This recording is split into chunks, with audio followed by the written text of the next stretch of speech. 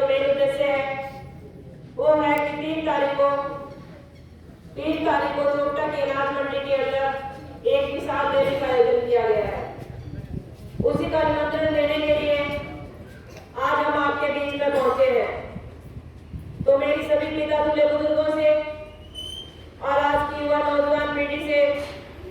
हाथ जोड़ के विनती है कि जिस हिसाब से आप एक मैसेज पे और एक फोन कॉल पे यहाँ इतनी भारी संख्या में इकट्ठे हुए हो, मैं आशा करती हूँ कि इससे 10 गुना संख्या में आप चोपटा रैली में भी पहुंचे, क्योंकि जो ये रैली है इसके अंदर हमारी 36 बिरादरी की नेता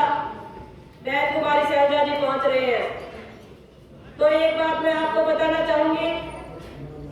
कि जो 3 तारीख की रैली है वो एक शिक्षा का भी भविष्य तय करने वाली है, क्योंकि आपकी हाजिरी जितनी ज्यादा होगी, जितनी ज्यादा हाजिरी में आप वहां पे पहुंचोगे और बहन कुमारी शैलजा जी को जितना विश्वास दिलाओगे तो 100% चुनाव बहन कुमारी शैलजा जी शिक्षा से जो लोकसभा चुनाव है वो लड़ने का काम करेंगी। तो इसके साथ साथ हमें लोकसभा चुनाव की देखते हुए हमारा जो विधानसभा चुनाव आने वाला है उसको भी मजबूती मिलने वाली है। तो मैं आप सभी से यही कहूंगी कि एक लोकसभा सीट का भी और एक इलाहाबाद की विधानसभा सीट का भी जो चुनाव है वो आप भी करने जा रहे हो। जितनी बड़ी संख्या में आप इस रैली में पहुंचोगे तो इलाहाबाद की विधानसभा सीट का भी चुनाव होगा और आप 100% जो आपके हाथ में कमान है वो जीतने का काम करोगे। और मुझे विश्वास है कि जिस हिसाब से आप जहाँ मैं गई हो, सभी लोगों के बीच में गई हो, तो मुझे पूरा आशीर्वाद मिल रहा है और मुझे विश्वास है आप मेरे को आशीर्वाद देने का काम करोगे। पहले भी आपने देखा होगा कि जहाँ भी कोई किसान की बात आई हो, चाहे मजदूर की बात आई हो और कोई भी कर्मचारी अधिकारी की या आशा वर्कर बहनों की या सरपंचों की बात आई हो तो सबसे आगे खड़ी गई। मैं विश्वास दिलाती हूँ कि 3 तारीख की रैली में आप जितना सहयोग आप मेरे को दोगे और साथ दोगे, मैं उसका 10 गुना करके आपको लौटाने का काम करूंगी।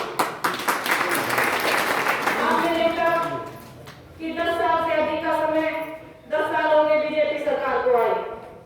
इलाहाबाद के भविष्य की बात करते हुए और विकास की बात करते हुए कोई भी ऐसा विधायक नहीं आया कि जिसने इलाहाबाद का विकास कराया हो। तो मैं आप सभी से यही कहना चाहूंगी, तो सबसे पहले तो हमें जो बीजेपी सरकार है इससे छुटकारा पाना है, क्योंकि शुरू से लेके आज तक ये किसान विरोधी सरकार रही है। जिस तरह इसने हमारे किसान भाइयों पे पहले भी अत्याचार किए थे, क्योंकि ये किसानों को परेशान करने के लिए 3 काले कानून पहले भी लेके आई थी। उनको वापस दिलवाने के लिए हमारे किसान भाइयों ने लड़ाई लड़ी और लड़ाई लड़के हमारे 750 से ज्यादा किसान हमारे भाई शहीद हुए। शहीद होने के बाद में इन्होंने जो 3 काले कानून वापस जो देने का काम किया था, पर मैं आपको एक बात बताना चाहती हूँ कि जो 3 काले कानून थे वो अभी तक वापस नहीं लिए गए, क्योंकि उनको स्थगित किया गया है और दोबारा बीजेपी सरकार सत्ता में आती है तो वो 3 काले कानून हम पे थोपने का भी काम करेगी। और 2014 से पहले आपने देखा ही होगा कि जब हमारी कांग्रेस की सरकार थी तो उस टाइम शायद कोई भी ऐसा किसान नहीं था कि उसको अपने हक लेने के लिए धरनों पे बैठना पड़ा होगा। मैं आप ही से पूछना चाहती हूँ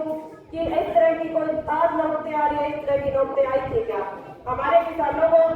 16-16 दिन तक नहरों में पानी चलता था और हमारी जो फसल थी उसकी टाइम पे बुआई होती थी और जो किसान को खाद बीज और कोई कीटनाशक दवाइयाँ मिलती थी वो आज डुप्लीकेट मिल रही है और उस टाइम हमें 100% जो दवाइयाँ मिलती थी और सस्ते दामों पे मिलती थी। तो मैं आपको ज्यादा ना कहते हुए यही कहूंगी कि जो बीजेपी सरकार ने एक और चीज बताई थी कि पहले 50% आरक्षण महिलाओं को दिया था और जब हमारी जो 50% महिलाएं जब सरपंच बन के गई और जब उन्होंने अपने हकों पे बात आई और हक मांगे तो इन्होंने उन पे भी लाठियां बांधने का काम किया था। और एक दूसरी ओर जो हमारी बेटियां, एक साइड इन्होंने नारा दिया कि बेटी बचाओ बेटी पढ़ाओ का, तो दूसरी साइड जब हमारी बेटियों पे बात आई, गोल्डन बात करते हुए मैं आपको बताना चाहूंगी कि हमारे देश का गौरव थी वो, और उनको भी इस सरकार ने किस तरह पैरों तले कुचला। तो मैं आप सभी से यही कहूंगी कि भाइयों, आज जो चुनावी वर्ष है, आप सभी को हर तरह की योजनाएं दी जाएगी, चाहे आज नौकरियां निकालने हैं। मैं इनसे पूछना चाहती हूँ कि इन्होंने 2 करोड़ नौकरियों का वादा तो पहले ही किया था, तो आज जो हमारा युवा है वो बेरोजगार क्यों है? आज जो हमारा युवा है वो नशे की गिरफ्त में क्यों है? क्योंकि जो सब जो करा कराया है वो बीजेपी सरकार का है। बीजेपी सरकार नशा मुक्त करना चाहती तो ये कब की कर चुकी होती, क्योंकि नशा आने भी ना देती। तो देखिए, ये इनकी सोची समझी चाल है। तो हमारी जो आंखों में पट्टी बंदी है वो हमें खोलनी होगी, और जो 2024 का चुनाव है, हमें एक साथ खड़े होकर 36 बिरादरी को एक साथ लेके हमें लड़ना होगा। क्योंकि अब की बात तो हमारे पास जो वोट का अधिकार वो भी है, पर मैं दोबारा यही कहूंगी कि बीजेपी सरकार दोबारा सत्ता में आती है तो जो हमारे पास ये वोट का अधिकार है वो भी छीनने का काम करेगी, और हो सकता है दोबारा जो इलेक्शन लड़ने का या वोट डालने का अधिकार हमें ना भी मिलेगा। तो इसी के साथ मैं अपनी वाणी को विराम देते हुए, ज्यादा ना कुछ कहते हुए यही कहूंगी कि हमारा जो पहला ये है कि हमें जो हमारी कांग्रेस पार्टी है उसको मजबूत करना है, और जो आपके पीछे कांग्रेस का झंडा लेके और हाथ का निशान लेके पहुंचे उसी पे मोहर लगानी है। चाहे कोई भी आए और किसी तरह का भी व्यक्ति आए, उनके बर्ताव में बिल्कुल भी नहीं आना। तो आप हमारे कांग्रेस के सिंबल के साथ खड़े रहोगे तो मैं वादा करती हूँ आपसे, और आप सबको विश्वास दिलाती हूँ कि हरियाणा के अंदर 100% कांग्रेस की सरकार